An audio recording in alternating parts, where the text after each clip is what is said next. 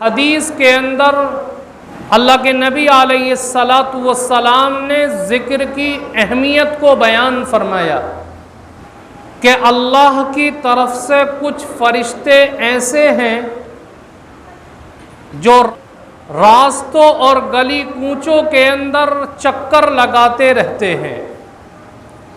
جب انہیں کوئی ذکر کی مجلس دکھائی دیتی ہے تو وہ دوسرے فرشتوں کو آواز دیتے ہوئے کہتے ہیں کہ ادھر آ جاؤ، تمہارا مقصود ادھر موجود ہے، جس مجلس کی تم تلاش کر رہے ہو وہ مجلس یہاں پر موجود ہے۔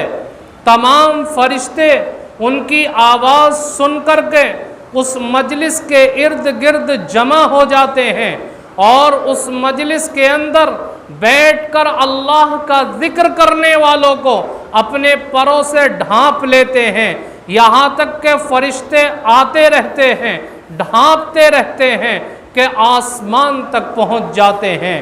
اس کے بعد جب وہ ذکر کی مجلس ختم ہوتی ہے، ذکر کرنے والے اپنے ذکر سے فارغ ہوتے ہیں تو یہ فرشتے اللہ کے پاس پہنچتے ہیں۔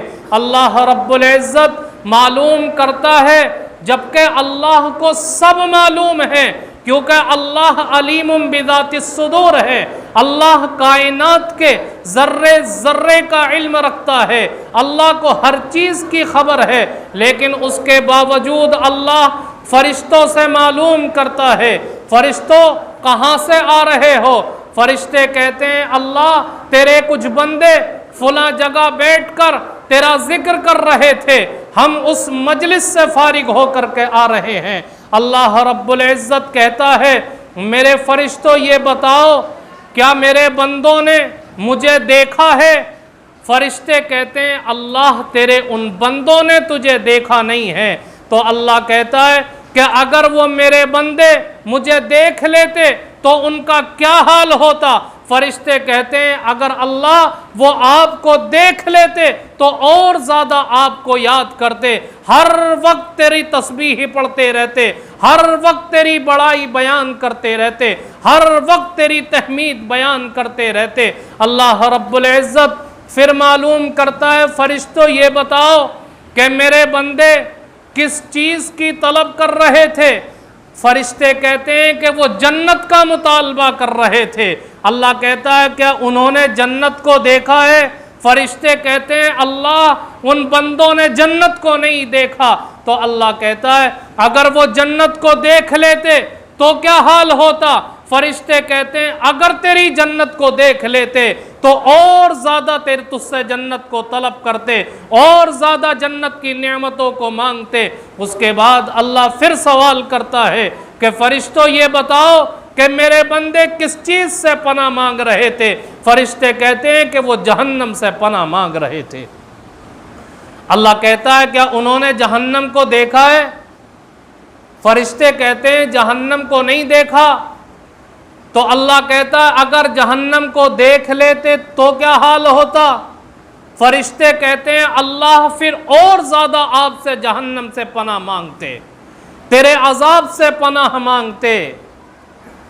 اس کے بعد اللہ رب العزت آخر میں کہتا ہے فرشتوں سے فرشتوں تم گواہ رہنا، میں نے اپنے تمام ان بندوں کی مغفرت فرما دی جو اس مجلس کے اندر موجود تھے۔ کچھ فرشتے کہتے ہیں اللہ ایک بندہ تو اس مجلس کے اندر وہ تھا جو ذکر کی نیت سے نہیں آیا تھا، اپنے کسی دوسرے کام سے آیا تھا، لیکن تیرے بندوں کو ذکر کرتا ہوا دیکھا تو ان کے ساتھ بیٹھ گیا، وہ ذکر بھی نہیں کر رہا تھا، کیا اس کو بھی آپ نے معاف کر دیا؟ اللہ کہتا ہے کہ ہاں فرشتوں یہ ذکر کرنے والے ایسے پیارے بندے ہیں کہ ان کے پاس جو بھی بیٹھے گا میں ان تمام کے گناہوں کو معاف کر دوں گا۔